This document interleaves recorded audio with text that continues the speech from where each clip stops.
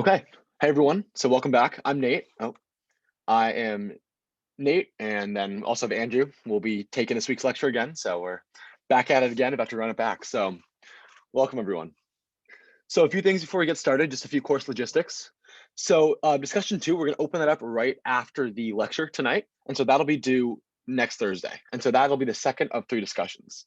So you'll have a week to do that. We're still finalizing the topic, but we're going to get that done by 8. But we're guessing something in that's like more relevant to the past few lectures. So that'll be open for a week. So once again, all that's involved with that is to add your little paragraph about it and then respond to 2 other people's responses on the discussion post. So that's it for the discussion. And then there will be an extra credit lecture from 2 other members of blockchain at Berkeley that'll be presenting on their different topics, which should be really exciting. There's some really great topics this year. And so that'll be on April 29th at 6 p.m. And so if you want to receive the extra credit for it, either attend live, so join like you would normally and come on by just to check it out live, or watch the recording and submit a written response. So we'll be sending out some more details about those soon, like the speaker bios and the topics. So now let's just get right into it. So just to kick off this week, so we're going to start off by talking about distributed systems. And a lot of blockchain boils down to distributed systems and connecting with a bunch of devices that are all around the globe. And how do we all like synchronize these and allow for all of them to talk in an effective manner? We'll be then getting into the Cap theory and are the properties of distributed systems, and then different forms of consensus. So we have like voting-based consensus, Byzantine fault tolerance, Nakamoto and resource-based consensus, and then we'll wrap it up with federated consensus. So today is all about how do we connect all of these different devices. So let's get right into it. Before we get started, any questions about anything I've gone over so far? Okay, well, if so, feel free to write them in the chat, and then Andrew will be taking a look at the chat so he can answer them as we go along. Okay, so for distributed systems, let's dive right in. So what's the purpose of studying consensus? Why does consensus matter? So for starters, consensus is just having a general agreement. And so having like a majority of everyone involved to agree on something. So we see like in the United States voting system, when you vote for presidents or different people for office, you want it to define the majority of US citizens to be able to vote and elect the next leader. And just like we have that in our government system, we also have consensus within blockchain across multiple devices. So let's say we have person A here. And so person A, it's noon, it's Friday afternoon, it's time for lunch. So sorry, one sec. So it's time for lunch and person A wants to get pizza for lunch. And so person A reaches out to person B and C and asks them what they want for lunch. And they say they want burgers. But that being said, we all want to go to get lunch together, all these people. And so how do we come to an agreement on what we actually end up getting for lunch? So what we can do is all interact with each other. And we actually see that the origins of consensus and of like finding a majority agreement comes from planes. And so like digital avionics. And so this comes down to the fact that like when planes were first invented, there are a lot of different subcomponents that all handle like specific parts of like a flight, like a classic flight like you'd see. And so for anyone that's taken a flight, they know that like you just hop on and let the flight do the trick. But in reality, there is a lot more communication that happens across all the different devices, and that they measure altitude, velocity, thrust, and all these different components of planes that are really crucial towards having a safe flight. And so in addition to caring about the passenger safety, which is really huge, it's important to note that aircrafts cost a lot of money. And so any possible damages could be really problematic to the company itself. And so, like I said here, we have different components of the plane and different like submachines that all measure like altitude, speed, fuel sensors, and all these different components. So the real question is, how can we get them all to talk to each other and be synchronized in an effective way? So the solution to this is through creating consensus among these devices. And so there are a few problems in distributed computing, and a lot of them reduce to consensus. And so the $1 million question is like, how can we create a reliable system from potential like unreliable parts. So systems that are all working and kind of all have minds of their own, how can we connect them in a way where we can really trust with pretty much 100% certainty that they will execute the tasks that we're interested in and that we care about? And so like we see a few examples of consensus today and like multiple machines working together. We see them in like space launches and self-driving cars, or in database centers all interacting with each other, and of course in blockchain. And so within all these systems, it's really important that we can trust that all these devices will work together and work synchronously with, or like work in unison, without being able to trust the reliability of each component. So this comes down to the idea of like what we often say is trust without the trust. So we can trust the correct execution of the distributed system so that like all the different devices will work together effectively towards a common goal, but we don't need to trust any individual component. And so in case we do have issues or one of them breaks down, malfunctions, or something happens, we know that we can trust that the greater goal will be executed.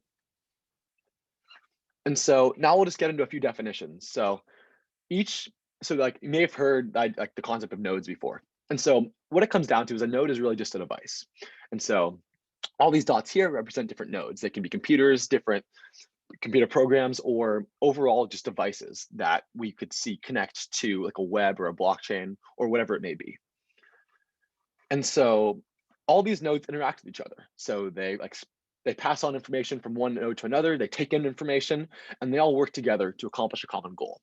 But one of the challenges is with all these different with this distributed system and with all these different nodes, is that there is no like global clock that's synchronizing all of them.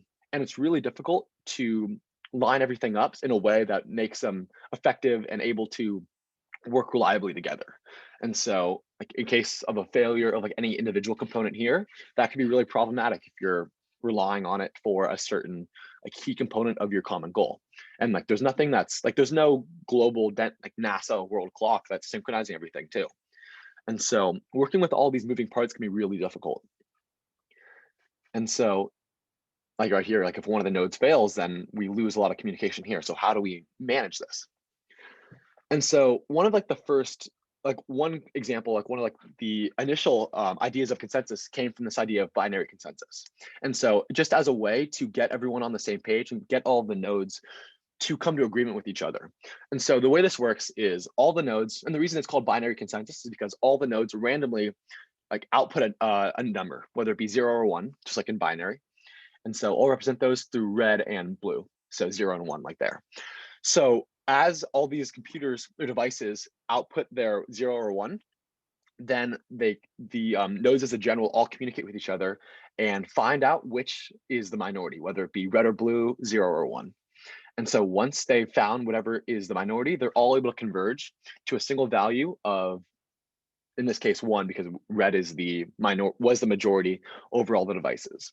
And so that's just one way that devices initially used or came to consensus. And so we'll get into some more examples in a sec when I pass it off to Andrew. But the big idea is distributed systems really work to find a way to do meaningful work while there is chaos, or there is uncertainty, and maybe we have devices that are down, nothing is synchronized, and just finding a way to work effectively with all these different barriers that we face.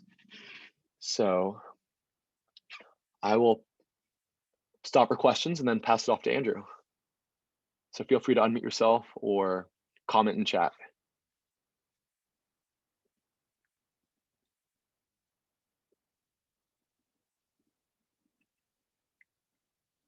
Okay.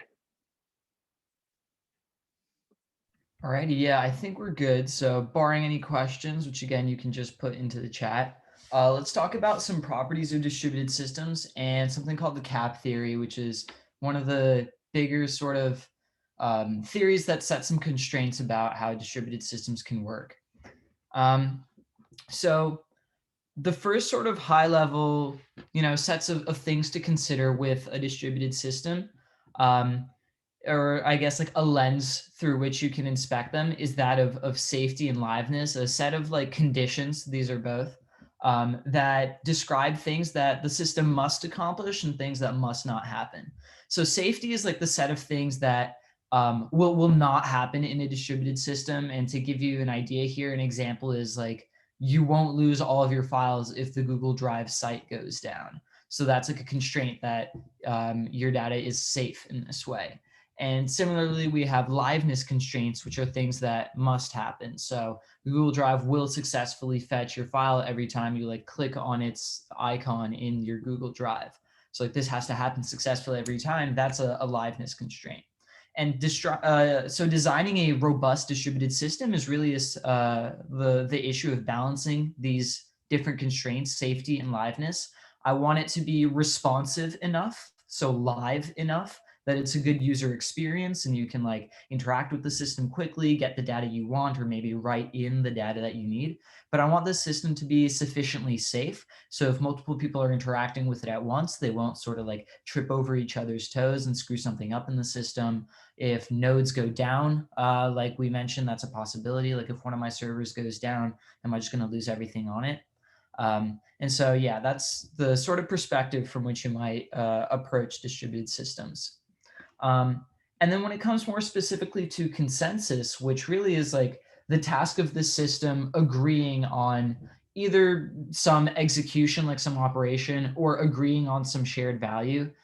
Basically, like the system has to update or maintain some shared state and agree on how to move forward with this. And how we consider consensus to be correct isn't like necessarily rigid. Like you as the designer of the system have to figure out what does correctness mean. Like if we're looking for a majority vote, if like we're looking at not the binary consensus problem now, but let's say our nodes can output a 0, 1, or a 2, and now it's possible that we don't have a majority in any one of those outputs.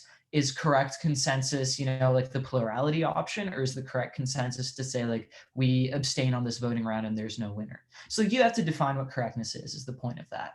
And there's sort of 3 criterion along which you might define the correctness of consensus. And that's, the first is validity, which it just sets the condition that whatever value you decide on. So like for the purpose of these conditions for correctness, let's assume that the task of consensus is to, as a group, decide on some value. So like the value being 0 or 1, or maybe, what are we going to eat for lunch?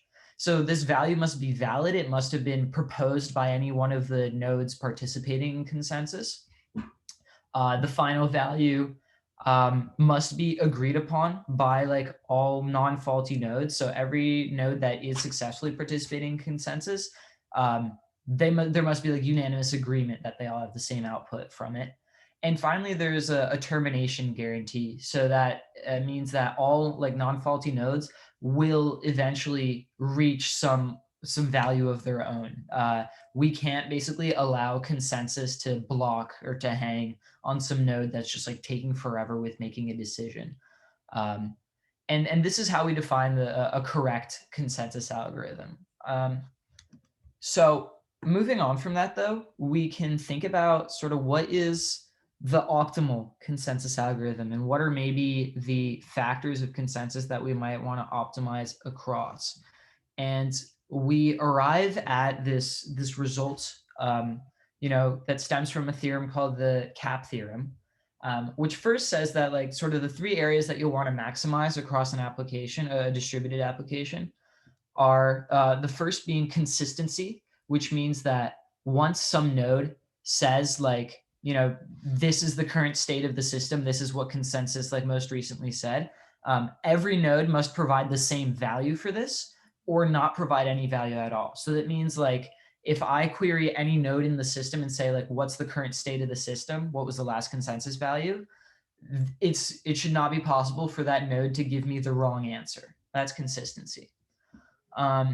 Availability means that this is sort of like the responsivity of your system. So every node should have constant read and write access.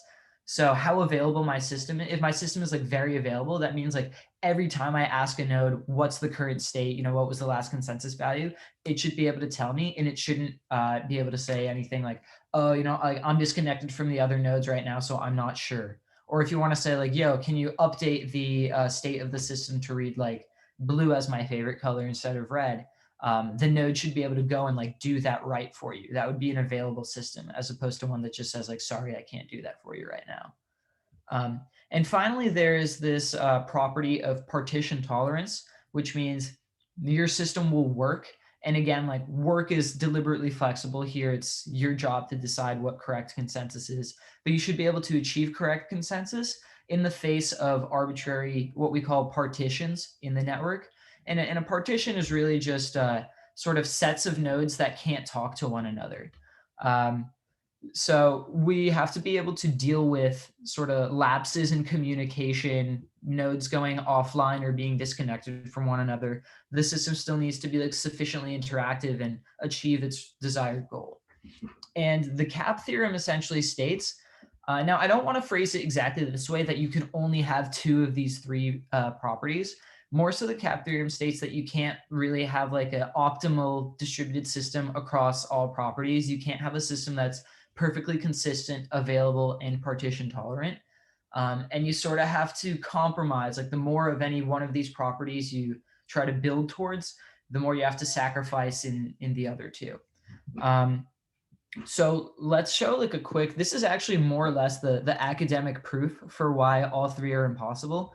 And I think it's pretty understandable. So let's show like why you can't have all three properties in a system. So let's take a look at this example here where we have a distributed system with 4 nodes. And although we haven't like drawn out all the connections here, so like let's say all of these nodes are connected to one another. They can all talk to one another. And the goal of the system, it's essentially binary consensus. It just stores, it's like a little distributed, data storage that stores what is my favorite color. And so right now the shared state of the system is blue. And we're about to start off with a write query basically to node 1 saying, node 1, can you please update my state of the system to be red? And so because the system is available, it does have write access, so it will successfully complete this action for you. Boom. And so also, since the system is consistent, every single node will adopt this new value, because should they not do that, then if you were to query that node, it would give you the wrong value. That would violate consistency. So by consistency and availability here, asking node 1 to do this update has turned like all nodes to keeping the value red as like what they see as the state of the system. And so now if I was to like ask node 2, what's my favorite color, it would tell me red. And this is again demonstrating consistency. Like it's giving a consistent answer with my last request to update the state of the system. But now let's say we were to drive a partition into the network. So previously every node was connected to every other node. That's why there was no issues sort of spreading the value that my favorite color is red to the 3 remaining nodes. But now we're saying nodes 1 and 3 can talk to one another, and nodes 2 and 4 can talk to one another. But the like 1 can't talk to 2 or 4, and 3 can't talk to 2 or 4. Like you see the partition there. And so now we'll show that like we can't actually maintain both consistency and availability, assuming that partition tolerance is also here. So here, like we're assuming that the system can have all 3 properties. And we're going to show that like by making that assumption, one of the 3 properties must break. So if we're assuming that the system is partition tolerant, then it means that if I was to try to,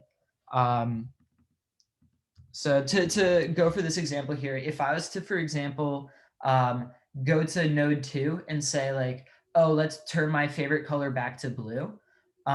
Well, one way to look at it is, okay, by the availability guarantee, node 2 is going to go and successfully like, try to execute that for me. So it'll try and update the state to my favorite color is blue. And so maybe node 4 will catch wind of that because it's connected and it's not partitioned. But nodes 1 and 3 wouldn't get that update because there is like a network partition there. And so then if I was to ask node 1, what's my favorite color? It would say it's red. And thus, like right now, we just violated consistency. So like by assuming that it was partition tolerant, which is saying like it would continue functioning even though it's partitioned.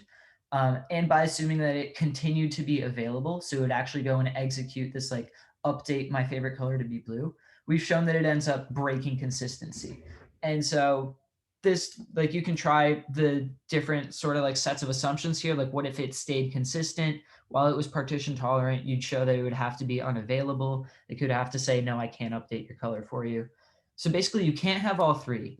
But when we're talking about, distributed systems in the real world, so like the internet, for example, or a series of redundant computers on an airplane, we kind of need to be partition tolerant. We need to be able to get like valid consensus results from the system, even if all the nodes aren't successfully connected to one another, because that's really like a given that we can't take for a given. Like you're not really able to assume that you can reach anyone else on the internet at any given time.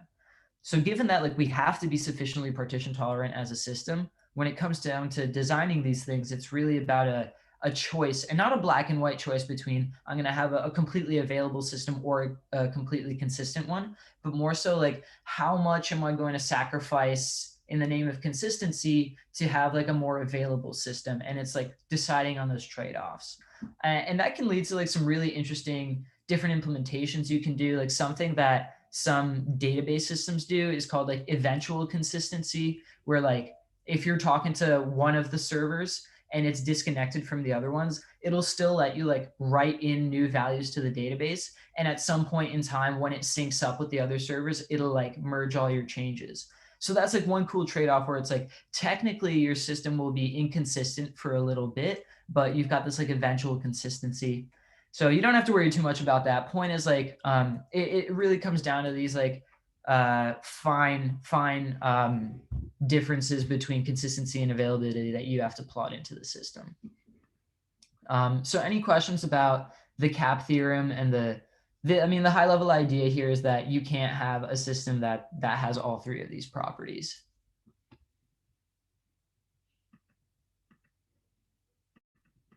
Cool. Well, if we don't have any questions, I'll hand it back off to Nate then. Okay. Thanks, Andrew. Okay, well, you know what? It's been a busy week, so let's just take some time to enjoy the scenery. I know it's midterms for everyone, so I'm just gonna pull up a few photos and then before we get into our next topic. So these are some islands based off actually right in the Mediterranean. So these are actually the Paxonian Islands, or the islands of Paxos. So it's very well known for a lot of its sailing and yachts and beautiful views along the water. And so even though it is a really fantastic place to be, in addition to being a Greek island, it is also a consensus algorithm. So just to give a little context here. So the Paxonian Parliament used to exist, and the way they would implement their own government structure was through three main rules. So they'd have a proposer, was a legislator who advocated a citizen's request and then moved the protocol forward. The acceptor was a legislator who mostly voted, and so it's the person who had a lot of the say in the future of the government. And then the learner was held responsible for remembering and carrying out results for the citizens. And so at least one more term to get into is the idea of quorum. And so quorum within the Paxonian Parliament was any majority of acceptors. And so the idea that it's like any two quorums must overlap is just saying that just relates to the idea of majority, and that majority must be constant. So the idea of majority can't necessarily change too much. And so the main idea, and this is a really complicated algorithm, like really deep down, this is a quite simplified version, just because I like looked around before to try to find like the full algorithm, and I would have taken like a whole course to even explain a fraction of it. So we will, this is just like the brief overview here. So the main idea is the protocol happens over a few rounds. And so in each round itself, and so I guess each round is like a piece of legislation that needs to be passed, or something that people are voting on. And so each piece of legislation has these two phases, a preparation phase and an acceptance phase. And so the preparation phase, for starters, the citizens talk to a proposer, and the proposer is the one who proposes a new idea up to the entire parliament. And then within the parliament, the proposer, acceptor, and learner discuss. And so what happens here in this phase is they assign a decree and decree which has a number and a value. So they say, for example, oh, sorry. Like let's say decree number 277, the sale of brown goats is permitted. Or all these different examples here demonstrate a connection between a value and then whatever the actual proposition is. And then if quorum is achieved, if there is a majority in agreement for, or that is a majority that is in agreement and is for this proposition, then the decree passes, and then the process repeats after the learner talks to the citizens. And so we can draw this connection of the Paxonian Parliament to our world of blockchain. And so the correspondence is sort of as we see here. So we see that in the parliaments like legislators, we can see that even within a distributed database, the legislators have the role of a server. So the servers are the one who have a lot of the say and orchestrate a lot of what we see within distributed systems. Whereas we have citizens, which relate to the idea of client programs. And then ultimately, at the end of the day, like whatever is passed or failed, that current law relates to the state of the database. And so what has been approved by the database and what is currently in action. And so this is actually an algorithm that's used by a lot of really large companies and is pretty widespread. And so a few reasons for this. Well, for starters here, it is really effective. So it has good performance and it is a pretty quick process. And it can be used with really significant sets of data as well. So in terms of replicating and manipulating sets of data, it's effective. And there are a lot of variants of the Paxos algorithm that are used. I won't get into these too much. If you're interested, you can feel free to check them out to see to check out the nuances of all of them. And it works and it assumes that there are no failures or Byzantine failures, which Andrew will get into in a sec. And so just like a little preview here, so Byzantine refers to like faulty or potentially like malicious nodes or actors within a network. So you'll hear a little bit about that in a few minutes. And so Raft, as a matter of fact, is another consensus mechanism that is designed to be simpler, like a simplified version of Paxos. And so even though I didn't really get into how complicated it was, Raft is significantly more understandable than Paxos. And it has a leader-based approach. It is pretty effective to implement. And so I'll get into how it works and why it is so effective. So in terms of Raft here, so a Raft cluster, and so we think of little groups of nodes as clusters, has one elected leader. So this is one member who's in charge of the following responsibilities. So the leader communicates with the client directly and is responsible for managing log replication on the other servers of the cluster. And so what this means is this leader is the one doing a lot of the communication and is the one who actually is authorized to distribute logs or list of transactions or whatever it may be, any information that is sought to be held on a Raft network. And so the leader is the leader until it fails or disconnects. And the way this happens, which we'll get into in a sec, connects to this idea of virtual heartbeats or little pings that are sent out, like little, I guess vibe checks that are sent between the leader and the rest of the network. And so the leader sends out these heartbeats to other nodes, and all that does is just indicates that the leader is still aligned, still connected, and still executing its responsibilities as a leader. So if any of the other nodes no longer receive the heartbeat or the little messages that are sent, then they have a randomized internal timer that automatically starts running. And so the reason why this is randomized is because it ensures that the whole process of electing the new leader is also randomized. And so when the first person or the first node doesn't receive a heartbeat, then their randomized internal timer starts. And then the first candidate who has their internal random timer complete or time out, then they become the new leader. And so that's how the leader works. And when there is a failure to receive a heartbeat, then we see a new leader this is the process of finding a new leader. And so at least in terms of log replication, like I said over here, talking about how the leader is responsible for managing log replication on the other servers of the cluster. Log replication is done through by a leader accepting and ensuring that these client requests go through and that all other nodes have also followed the request. So the leader is responsible for ensuring, yeah, that other nodes comply and work with the leader. Okay, any questions about Raft or Paxos, leaders, heartbeats, or all that jazz?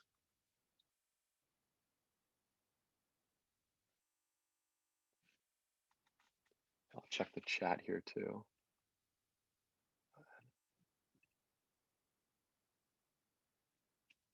Oh, thanks. Yeah, Daniel sent a visualization of Raft, which is, yeah, it's definitely a great resource to check out if you get the chance. I might actually post that on our Q&A page later.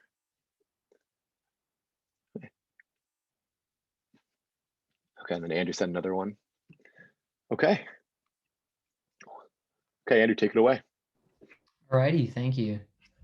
So now let's talk about something that is called, hold on, where's my screen share is not working. Something that's called the Byzantine generals problem, which is flipping a pretty important assumption on his head right now.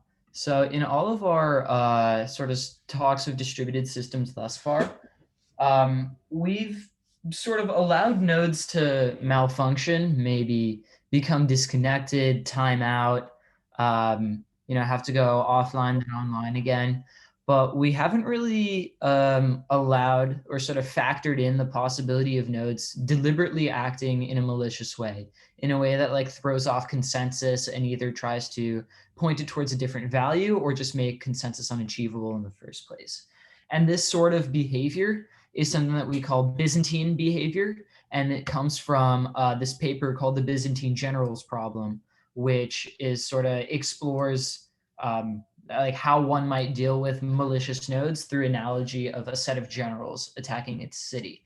And so like the setup of the problem, we'll go through it here, is that, and there's a couple of more or less equivalent setups of the problem. If you search it up, you might see it explained as there is a single general and a group of lieutenants planning to attack a city, or you might hear that there is a group of generals planning to attack a city. These are more or less the same exact thing, so we won't really worry about it. So we'll set it up this way, that there's a general and their lieutenants are planning to attack a city. And so everyone's sort of waiting around on the general to give a specific order, like, okay, we're either going to attack right now or we're going to retreat. But no one can really trust anyone here. So any given lieutenant can't trust necessarily any other given lieutenant or the general. And what I mean by that is like these like, other lieutenants might try to spread like fake orders that they claim they have heard or just like not respond. So the same sort of sets of faults that we've been considering, timing out, going offline, or just lying and being malicious. So pretty much everyone's waiting around on the general to issue an order. And there's some scheme by which the lieutenants will share the order amongst themselves in an effort to reach honest consensus. And here our like consensus is correct if it satisfies these two conditions. The first being that all of the loyal lieutenants will obey the same order, and that if the general is loyal, all the loyal lieutenants will obey the order that was sent to them by the general, which is essentially the same thing as saying if the general is loyal, then all the loyal lieutenants are going to do what the general says. And what we find is that there's actually no like efficient scheme, no real way to do this. If there's at least a third of the network being controlled by traders. And it actually more or less boils down to just the scenario that's pictured on the right here. So if we take a look at this from the perspective of Lieutenant One, like if you're Lieutenant One, then let's take a look at the first scenario where we've got an honest general or commander and a dishonest other lieutenant. So I'm receiving an order from the general saying it's time to attack, but this dishonest lieutenant 2 is telling me, no, he actually said retreat, even though lieutenant 2 also got the order to attack. And so, okay, I'm getting attack from the general, retreat from the lieutenant. I'm not really sure what to do. But you can't just sort of fail safe and assume like, okay, let me always attack or let me always retreat in this situation. Because if we take a look at the sort of the flip side of it, where we've got a dishonest general and an honest lieutenant, from Lieutenant One's point of view, they're in the same situation. It's still the general saying attack and Lieutenant Two saying retreat. And that's all the inputs that Lieutenant One really has available to them. So you can see that in both of these two situations, lieutenants kind of dealing with the same, they're looking at the same picture, but they can't tell if it's the commander or the lieutenant that's being dishonest. And so you can't really know which order to obey that'll necessarily satisfy those two conditions. Yeah, Andrew, you got a question? Yeah, didn't they say that they can't trust the general either, though? Yeah, but what I'm saying here is that Lieutenant One doesn't necessarily know who's being dishonest. Like you're Lieutenant One right now, and you got two messages. One message from the general saying attack, and one message from the lieutenant saying retreat. And so you're looking at this and saying, well, there's obviously something fishy going on. There's like not obvious consensus to reach here because I'm getting two different things. And the reason why you're not going to know which one to choose is because it's impossible for you to tell whether it's the general that's being dishonest, because like you said, that is a possibility, or whether it's the lieutenant that's being dishonest. Does that make sense? It's just like you can't tell what's the situation. I didn't realize like general and commander were like interchangeable words. My bad. Yeah. General and commander are interchangeable here. And this sort of results will generalize to an arbitrary sort of size of the network that using what we call simple message passing here, where it's just like the message attack got passed to me from the general or retreat from the lieutenant. We're not going to be able to achieve a consensus such that, again, all loyal generals say the same thing. And if the general is loyal, they do what he says. It's not going to be possible if there's at least a third of the network being traitors. So this is a interesting constraint to be fighting against, because obviously within the realm of Bitcoin, where, you know, it's not just me like running my own data servers. I'm not AWS making sure that all of my machines are not running malicious code. Like anyone in the world can run their own Bitcoin node. So we have to be, you know, resilient to this sort of Byzantine behavior. Like someone might write their own version of the Bitcoin client and start trying to send like faulty blocks or whatever. So we have to fight against this constraint somehow. But first, to like sort of draw the parallels between the Byzantine generals problem and a blockchain network. So here one might say that the generals are nodes. And if you're trying to disambiguate a bit between like generals and lieutenants, really don't worry about it. You can think of this problem as being the same thing if it was a group of all generals, where the difference there is like the general is the one kicking off the message. So you're saying that anyone might issue the order to attack or retreat as opposed to one person. And that's kind of how it is in the blockchain network, right? Like any miner can suggest a block. We're not just waiting on one person to do it. So generals are more or less nodes. We've got traitor generals, or like Byzantine generals, which we would also call Byzantine nodes. These are just like, you know, malicious miners or something like that. The notion of geographic distance in the Byzantine generals problem, like the reason that they have to pass messages to one another and can't just sort of talk in a group, is the same as the notion of our network being distributed. Like we have to pass messages across the internet, you know, sort of one-to-one. And the decision to attack or retreat is the same thing as saying like, do we or do we not add this block, or what is the next block? So that's sort of the parallels to a blockchain network. And now this next section is a little nitty gritty. So if it seems like a bit much, you don't have to really worry about it, but you can actually view proof of work as a sort of probabilistic solution to the Byzantine generals problem. So to like let you achieve consensus in what we'll call like the three general problem, where we showed that like if one of three generals is dishonest, we can't do it. Basically, the issue with the previous setup is there's no way of knowing what lieutenant is going to acknowledge what result. Like if I'm Lieutenant 1 here, I know that Lieutenant 2 told me that the attack was retreat, but I can't really like know that they'll commit to it on their end. Oh, sorry, I switched to the wrong thing. So what we're gonna do here to try to ensure that we like can see like our goal here is to know that every other lieutenant saw like the same decision that we saw and is going to end up choosing it.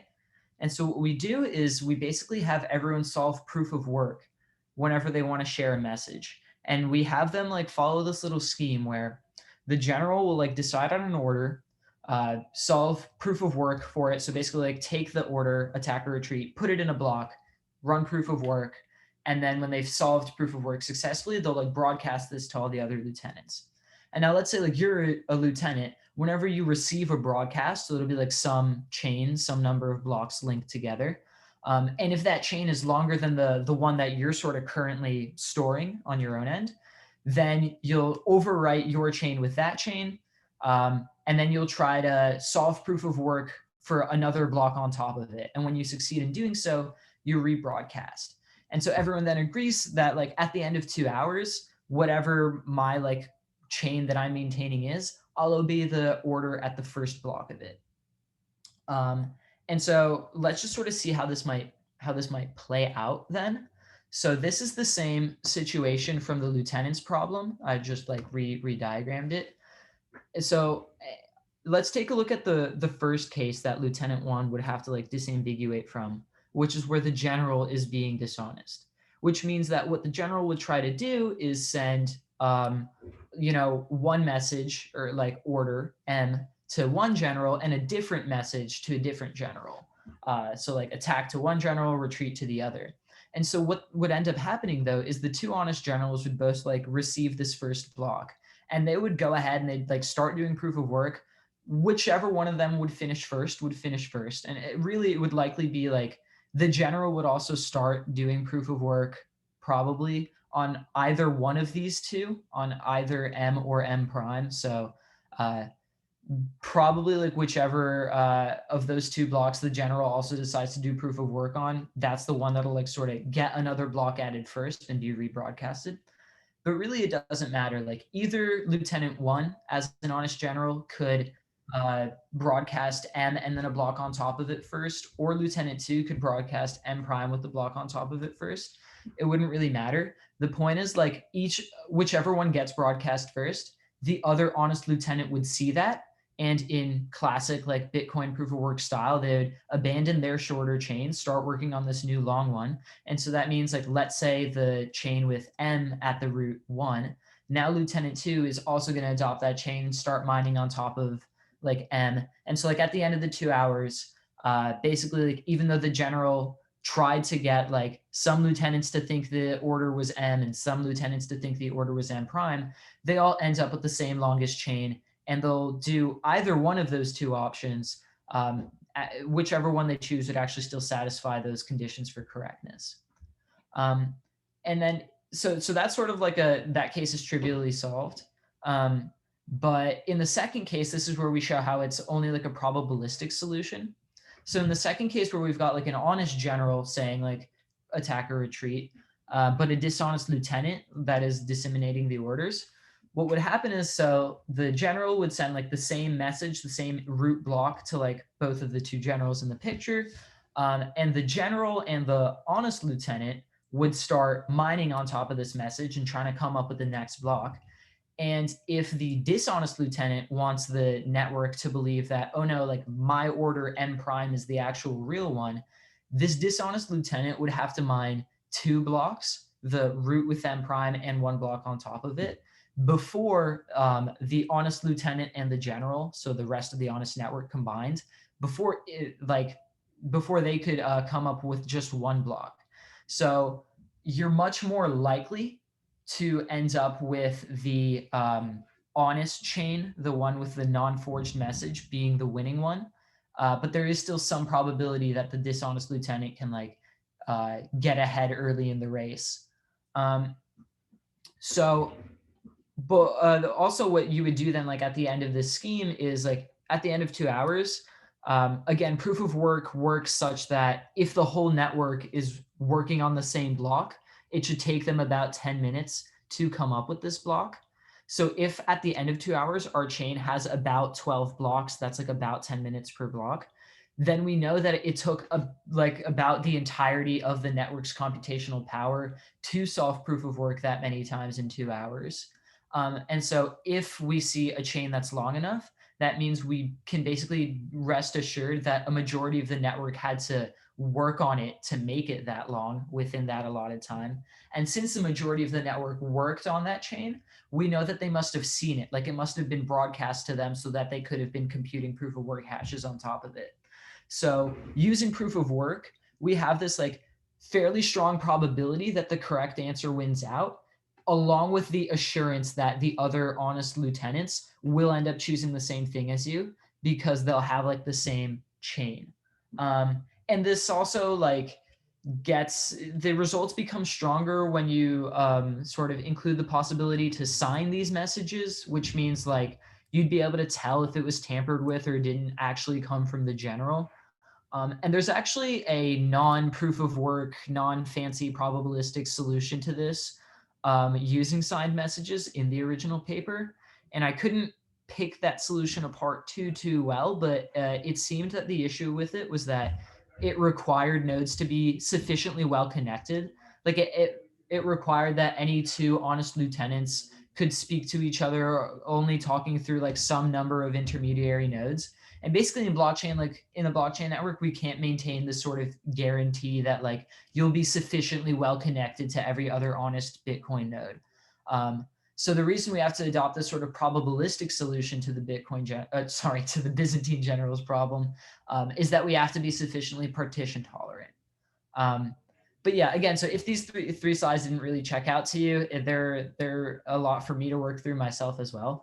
The idea here is that while we maintain that it's impossible to like definitely achieve consensus when there is at least 1/3 of your network run by traders, we can come up with clever sort of probabilistic solutions like proof of work that combined with some conditions about the Bitcoin network really really allow us to essentially bypass the Byzantine generals problem.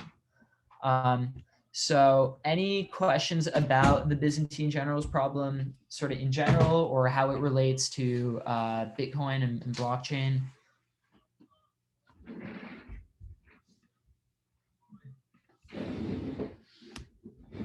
Okay. Yeah, and if this is one that y'all have to like mull over, maybe check back on the slides, feel free to, again, like post in the B courses or something like that. Maybe we can make this like related to the discussion section because I'd be happy to talk more about it and answer some questions.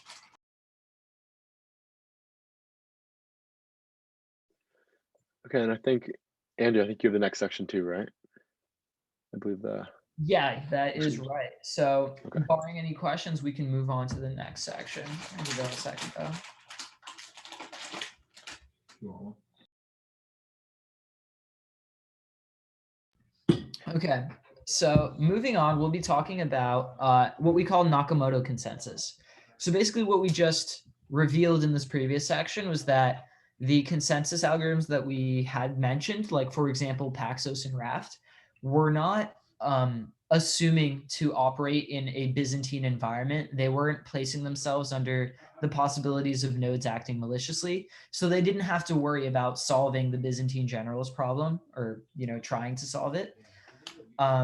But now let's talk about a series of consensus algorithms that have this like shared approach to solving the Byzantine generals problem, where they require you to commit some sort of economic resource, like in the case of proof of work, that economic resource is your computational power. And depending on how much computational resource you put forth, depending on how much in general of this resource, it doesn't necessarily have to be computational in nature, but depending on how much you commit, this is like proportional to your chances of like winning a lottery to make progress on consensus. So in the case of like Bitcoin and proof of work, you solve proof of work, you end up being the first miner to solve it. You essentially just like won that lottery and you get to put up the next block. And others sort of vote implicitly for your consensus output, by including that next block in their version of the chain. So that means like when they see you put up that block, they're like, okay, checks out to me. I'm going to stop my current proof of work and start like a new one on top of this like new block. And we can really start to get creative with, what resource am I requiring you to consume to participate in this lottery? We could do CPU cycles, but in Bitcoin, we've already got this whole like ASICs problem where you can build CPUs that are optimized for solving these hashes. So, maybe that's not the best because that doesn't decentralize really well. It goes to the people who can afford these ASICs. So what else can we like have people commit? And you can start playing around with some ideas like maybe currency. Like, why not just put money into it? If you lose money, that should stop you from acting dishonestly. You could commit time as a resource, maybe space or reputation, which is an interesting one because that's sort of leaning towards centralization. But the whole idea is like as long as we spend resources, as long as we spend resources to partake, it should be economically infeasible for us to like outspend the entirety of the network, and that's the constraint that like allows us essentially not to spawn up enough Byzantine generals to overthrow the network anyway. And so I would say like the most popular alternative consensus algorithm is something that's called proof of stake, where instead of saying like, okay, I'm gonna force my like CPU to solve this hash a bunch of times, instead, more or less how it works is you say, whatever this native currency is, let's say Bitcoin, I'm gonna lock up some amount of my Bitcoin when I'm a miner. And then as I'm mining blocks, if I make a mistake or act Byzantine, so like if I try to change the contents of a block, like readdress some transactions to myself or something like that, or like I use improper signatures, if I produce an invalid block, I can get slashed, which means I'll like lose whatever amount of Bitcoin that I staked. And this way, like if you want to, also your probability of being chosen as like a block proposer, as someone to put up the next block, is dependent. It's proportional to how much stake you put up. So you have to like commit a lot of this stake. You have to like own a lot of Bitcoin if you want to affect consensus. So it's not very easy to just like spin up a bunch of identities and take control of the network, right? Like you need to like own the currency, and you're also liable to lose it if you start misbehaving. Similarly to how you would forego Bitcoin rewards if you were a bad miner.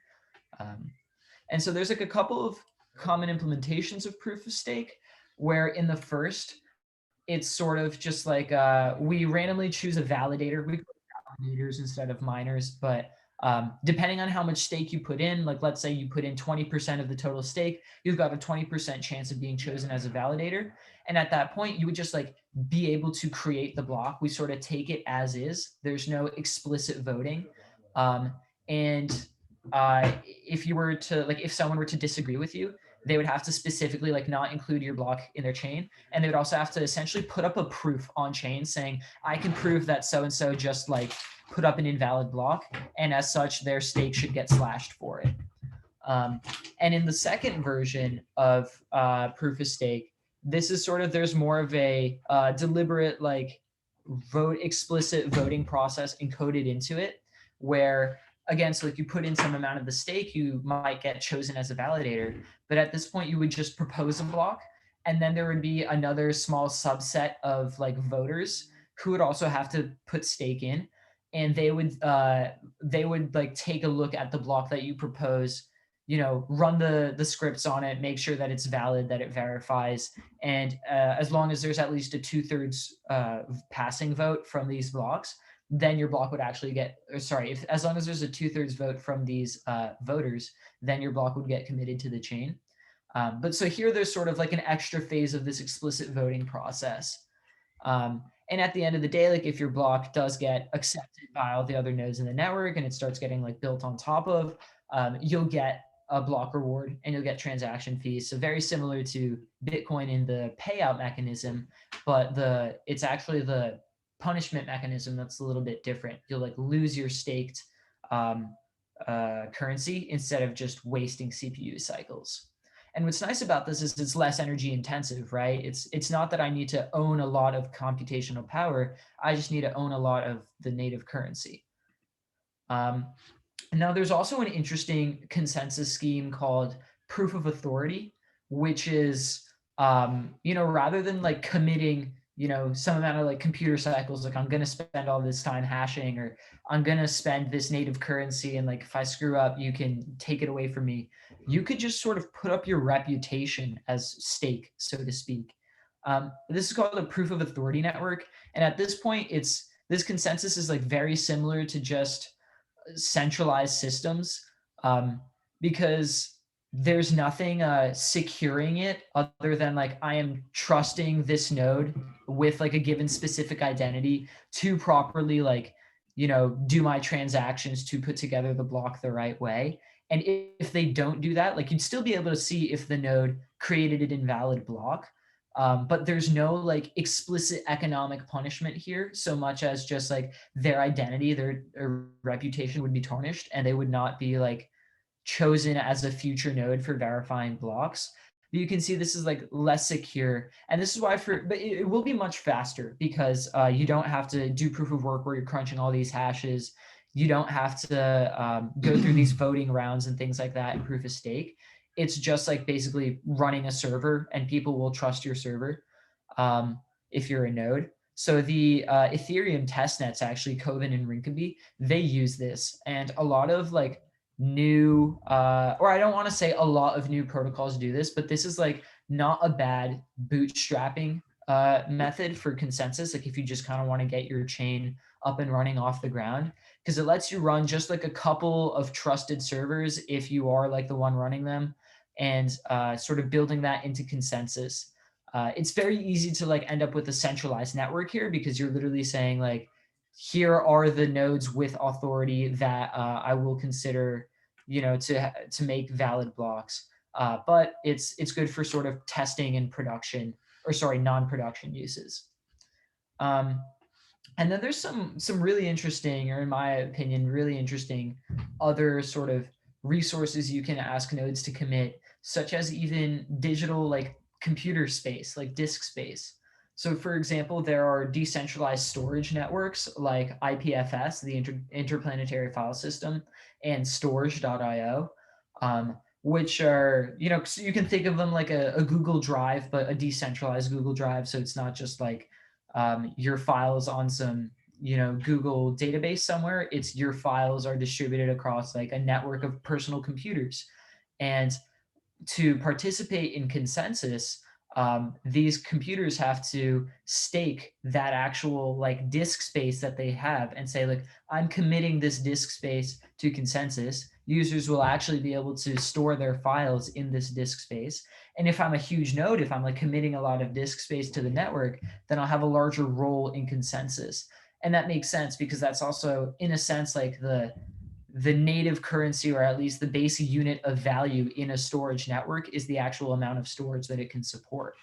And this is also like a sort of capped resource. Like you're not going to have infinite disk storage that you can throw at consensus in the same way that you might be able to make like an infinite number of public-private key pairs and like create an infinite number of identities, for any consensus algorithm that might just give you sort of a one identity, one vote. So this is still like good under the constraints of Nakamoto Consensus, in that it is like economically infeasible to get all of the computer storage of this like whole storage network. And another, I think, really interesting consensus mechanism, one that I think could be a strong primitive if it gets like fully implemented, or implemented in a fully decentralized way. And that's proof of elapsed time, which is just saying like, look, you want to participate in consensus, like, what's the one finite resource that we all have? Time. If you can prove that you spent some amount of time, that you had to like lock up your operations in order to participate in consensus, to like put up that block or verify someone else's block, that's a pretty strong, resource that you can commit for consensus. And so there are implementations of this where you just like ask your miners to basically wait, just hang. But what this requires is something called a trusted execution environment, which is like essentially a specifically designed CPU made from like a trusted manufacturer that like in a verifiable way, you know that it will wait some actually random amount of time, and you can like prove how long it waited around for. So like really the issue here is that we're relying on this manufacturer to actually like implement this hardware in the way they say they do. But this is a really interesting primitive. Like if we could make this work in a decentralized way, like really prove that you spent some given amount of time during consensus, this could be really strong. Another like high level primitive that I think would be really interesting that we don't have in the slides here because there's not really anything too close to it. But if you could essentially have a proof of unique person, like if I could in a cryptographically secure way prove that, you know, when I'm interacting with the blockchain from some computer, I am just me. That would be really powerful because that means I wouldn't be able to like go log in on some like different account, some different set of keys on a different node. Like I wouldn't be able to log in and try to do additional consensus from there because I would still be the same me, right? But that's just like a sort of conceptual approach that one might even call that a conceptual optimum in terms of pure decentralization. But there's nothing even near that now. But the point of this section was really to just have you think about it doesn't just have to be computational power that you're wasting. And it doesn't even necessarily have to be waste. Like you could just lock up some amount of economic resource, but you can get creative with it. You can think about other resources that you'll force nodes to commit during consensus. But yeah, any questions about Nakamoto Consensus, which is what we call this general approach in general, or any of the specific protocols that we mentioned here? Cool. Well, if not, then I'll hand it off to Nate to finish it off with Federated Consensus, which is like a pretty interesting hybrid of the two systems. Okay. Sweet. Thanks, Andrew. Okay, so we're going to kick it off with Federated. Where is it? Okay.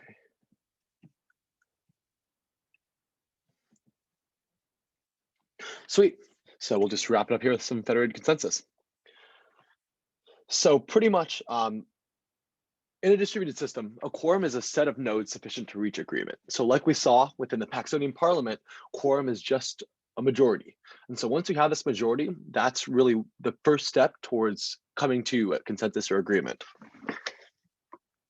So that being said, like in different networks, there are hundreds, thousands, like such large numbers of nodes that are distributed all over the world that in some instances, it's virtually impossible to actually know all the nodes in a network. So how can we still achieve consensus if we don't know a lot of people or a lot of nodes in the network? So something we can do, and we can rely on, and sorry, I'm just trying to rearrange the video so that it doesn't get cut off for the people watching the recording, so anyway, this is the idea of federated Byzantine agreement. And so the idea of like the main idea here is that we can slice up our quorum in general, or like our overall quorum or like group of consensus that we want to find, so that we can convince a certain node or device or individual to agree with us. And through that process, then we can get everyone to get on the same page and come to consensus. And so I'll go through a little example here. So right now, the red, blue, and yellow nodes are all in agreement. And so now this purple node comes along and asks this group of nodes who are all in agreement and asks, well, so is this crayon red? So trying to come to agreement here. That being said, in response, all these nodes respond that this crayon is actually green. And because of that, because this purple node trusts these nodes here, then the purple node joins on board and then comes to consensus. So we've now created consensus due to the fact that purple node trusts this group of consensus here that we have. And so this will introduce the idea of quorum slices. And so what quorum slices are, like I said here a little earlier, are just like smaller groups of consensus. And we can actually come to see that quorum slices can overlap. And rather than having to actually trust everyone involved in the network, we can instead just trust certain smaller groups. And so if we want to join a few different quorum slices together, we can achieve this quorum intersection. And so right here, it looks like we have these two disjoint sets of like quorum slices. And so if we, let's say that like in this scenario here, we have our quorum slice here. So the purple node trusts these three nodes here, and this blue node also trusts these three. And so by trusting your friend, essentially, we can come to an agreement between all these different nodes due to the fact that like, I just trust, like if I were the blue node, I trust what red, white, and yellow say, like these nodes. And so I'll give a little example here, and then I'll pause for questions. So going back to the initial lunchtime example here, what we saw at the start of lecture, let's say it's lunchtime, we're about to grab lunch. So we have our different numbers here. So we have Brian, Oscar, and Michelle. So Brian wants to grab lunch and brings Oscar and Michelle along. And Brian asks if pizza sounds good for today. So Oscar and Michelle note that, well, it's $1 burgers at Super Duper, which is, if any of you have been at Super Duper, is practically unheard of. So it definitely makes sense to go check out those $1 burgers. So now that like Oscar and Michelle both want to get burgers, then they're able to convince Brian to join on board with them. So now we have a consensus, and all of these three nodes are all down to get burgers. So now Hannah comes along and wants to join and is wondering if she can also get some burgers. But that being said, Hannah doesn't really know Brian. Like they haven't really overlapped at all or met. And so Hannah doesn't necessarily know if she can trust Brian. That being said, Hannah, Oscar, and Michelle all form a quorum slice because they all know each other. They're all buddies. So it works out that they can all grab burgers together. But if we note from earlier, well, we'll see in a sec. Now Andrew comes along. Welcome, Andrew. And Andrew comes to grab, also wants to join to grab lunch. But that being said, well, Andrew only trusts Brian and Omkar, I guess also Oscar in this scenario. And so because of that, Andrew, Brian, and Omkar all form their own quorum slice. So we see these two overlapping quorum slices here with Omkar in the middle. And if we remember too, we had this like initial scenario of consensus between these three nodes as well. So if we see here with these three overlapping nodes, even though Andrew and Hannah joined a little late and may not necessarily know everyone involved, we have these underlying layers of trust that we can rely on to come to a full lunchtime consensus. And so now everyone rolls out to Super Duper for $1 burger day. So does anyone have any questions about that? I have a question. Yeah. It's a legit question. So I was wondering, like, do you know of any use cases that uses this right now? Because this is quite new. And maybe you can like speak on when this would be like used compared to the regular consensus, like proof of work and so on. Yeah, so pretty much like what I mentioned earlier is that a key use case or like a really important time when Federated Byzantine agreement can be effective is when we don't know everyone involved. So if we think of any scenario where we have a bunch of nodes or we don't necessarily know everyone, then that's a time when we can use this and really like we trust our buddies. And by trusting other people, we will either come to consensus. And that being said, there are times when we do have like disjoint sets or like non-overlapping, and we aren't able to always get to consensus. And so that's why having some underlying components of like trust and like kind of taking a leap of faith can be really effective in reaching consensus. Did that answer your question at all, Janice? Yeah, thank you. Okay, yeah, no problem. Okay, I so think Andrew has a question. Right? Yeah, no, I was curious. Wouldn't it kind of lead to some like a bit of error in big cases? Since like everyone's kind of like, I could see it ending up like kind of like the telephone system where it's like, well, one guy like says like trust another guy, then another guy trusts another guy, then all of a sudden there might be like some problem like A and H don't actually touch each other. But I don't know, maybe I'm thinking about it a bit wrong, but yeah, so it Makes actually, sense. another thing that we'll get into later on in the course is scalability and the idea of how we can actually trust different nodes and go through different nodes to like, let's say like when we scale up, which really just means when we want to add more nodes to the network or add more devices. And so if we think of, and like we'll get into this a little more later in a future lecture, but there are times when we have like these disjoint sets or we don't have overlap. And so that's why, at least with trust, this is like a good way to start to bridge that gap, because you don't necessarily have to trust everyone. And of course, parts of it can be slightly flawed, but in general, just as a way to allow for more trust. So like going from people who don't even know each other to ultimately start to take steps to know each other. And so, of course, there is like the understanding, like underlying assumption that you will trust your nodes that you like or know of, or like that you trust your buddies. But if you like, it does heavily rely on that assumption that you will actually take that leap of faith and go along with what your like fellow node or friend says. So there's a lot more to it in terms of like different more complicated components, but yeah, it really does bring up a good point. But thank you, Andrew. And how is the $1 burger from Super Duper?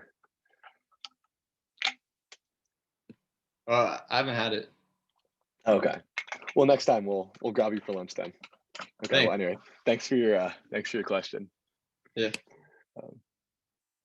And so, at least in agreement, so it does have a decentralized control. So there is no one central server or node that authorizes this consensus.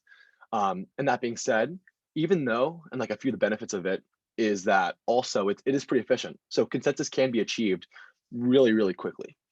And in terms of trust, like nodes can choose who they trust, but you don't have to trust the entire network. And so of course we can break down the math later on, but you do need to have like a little trust. If you trust no one, then you're not going to be able to come to consensus. Like if I don't trust any other node, then that can be a possible flaw of the system. But in terms of flexibility, it's a lot more flexible because you can trust you trust the people who you trust. So there's this like second layer in this almost set of connections in terms of overall underlying trust.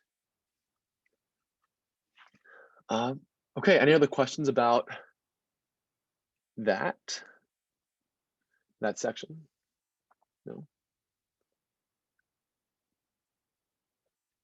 Okay, let me check the chat too. Next time you go to Super, get the bird. That's good. Okay. Well, I'll stay on for a little bit if anyone wants to go over any of the sections from today's lecture, but I will stop the recording.